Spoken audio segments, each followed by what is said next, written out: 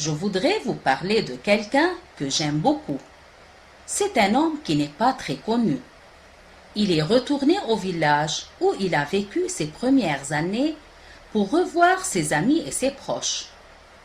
Ses souvenirs d'enfance sont toujours gravés dans sa mémoire. L'homme dont je vous parle est mon ami intime Jacques. Essayons maintenant de répondre aux questions ci-dessous. Question 1. Repérez les propositions en rouge et dites par quel mot commencent-elles.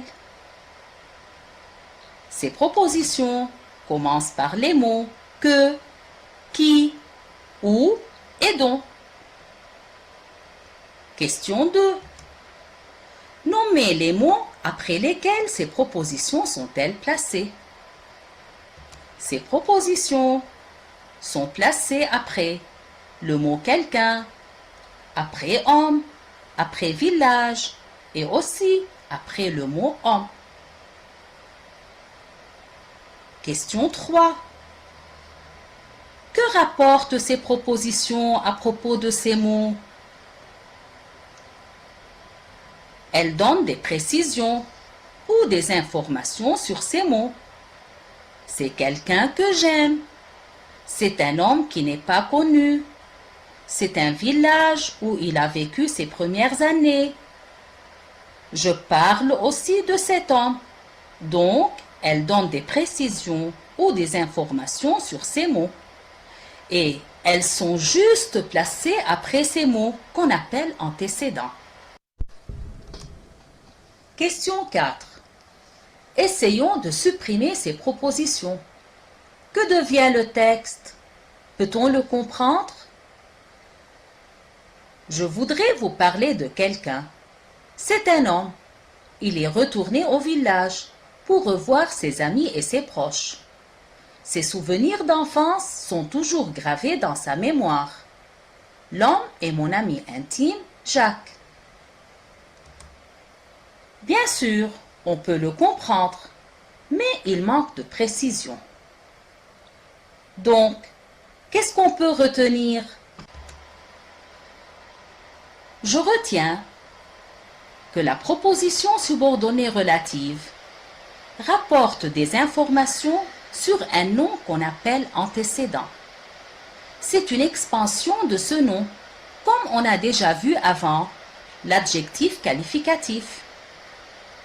La proposition subordonnée relative aussi commence par qui, que, où et dont, qu'on appelle des pronoms relatifs.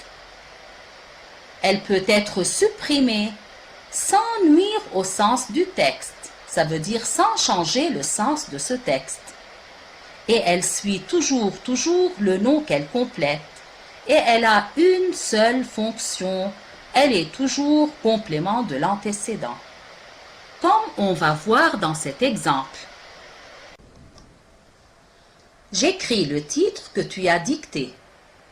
La proposition subordonnée relative est que tu as dicté. Elle est introduite par le pronom relatif que et elle est complément de l'antécédent, le titre. Après avoir expliqué le rôle et la fonction de la proposition subordonnée relative, passons maintenant à l'étude du pronom relatif qui l'introduit. Quel est son rôle et quelles sont ses fonctions? Sachons que le pronom relatif sert à éviter la répétition dans la phrase. Il relie deux propositions et il a plusieurs fonctions qu'on va voir à travers ces exemples. Exemple 1. La mère va au marché. Le marché est loin. Quel est le groupe répété dans les deux phrases? C'est le marché. On cherche sa fonction dans la deuxième phrase. Qui est-ce qui est loin? C'est le marché. Donc le marché est sujet du verbe est. Le sujet est toujours remplacé par le pronom relatif qui. On obtient la phrase suivante. La mère va au marché qui est loin. Sachons que le pronom relatif doit être toujours utilisé juste après l'antécédent, qui est ici marché. Exemple 2.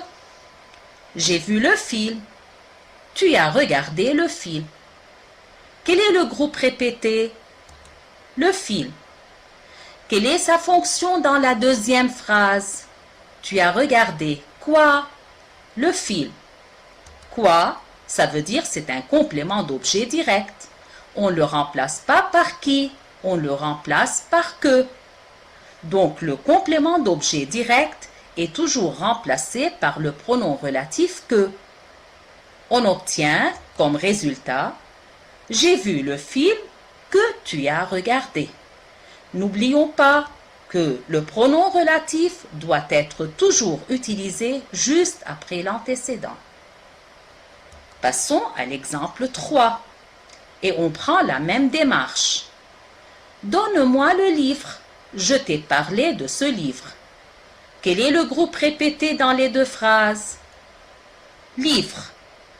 Quelle est sa fonction dans la deuxième phrase? Je t'ai parlé de quoi? Quand je pose la question de quoi, c'est un complément d'objet indirect. On le remplace par dont, parce qu'il est introduit par la préposition de. Donc, quand le complément d'objet indirect est introduit par la préposition de, on le remplace par le pronom relatif dont. On obtient la phrase suivante. Donne-moi le livre dont je t'ai parlé. Je répète encore une fois que le pronom relatif doit être toujours utilisé après l'antécédent. Dont aussi peut avoir une autre fonction. Exemple 4. La femme vient de partir. Le nom de la femme est Marie. Quel est le groupe répété dans les deux phrases? C'est la femme.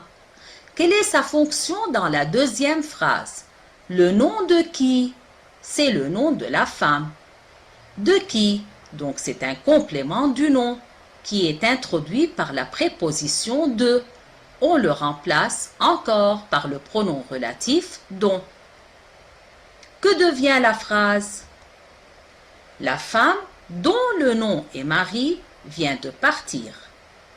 N'oublions pas encore que le pronom relatif doit être toujours utilisé juste après l'antécédent qui est ici femme.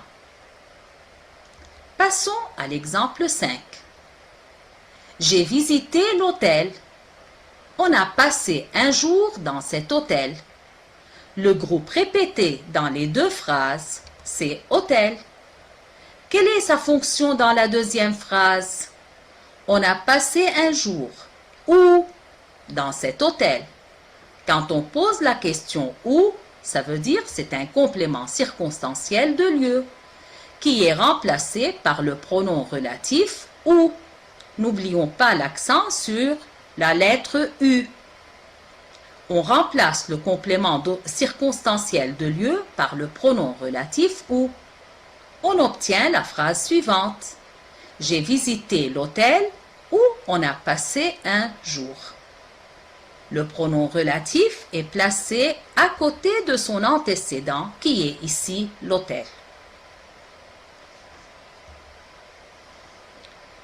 Conclusion.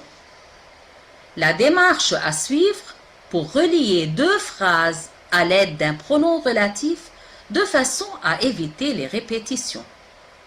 1. Je trouve le nom répété et je le souligne dans les deux phrases. 2. Je trouve sa fonction dans la deuxième phrase. 3. Je le remplace par le pronom relatif convenable. S'il est sujet, on le remplace par qui? COD, par que. Si c'est un complément d'objet indirect ou bien un complément du nom introduit par la préposition de, on le remplace par le pronom relatif dont. Et si c'est un complément circonstanciel de lieu, on le remplace par le pronom où. Dernièrement, J'écris le pronom relatif juste après son antécédent dans la première phrase. La leçon touche à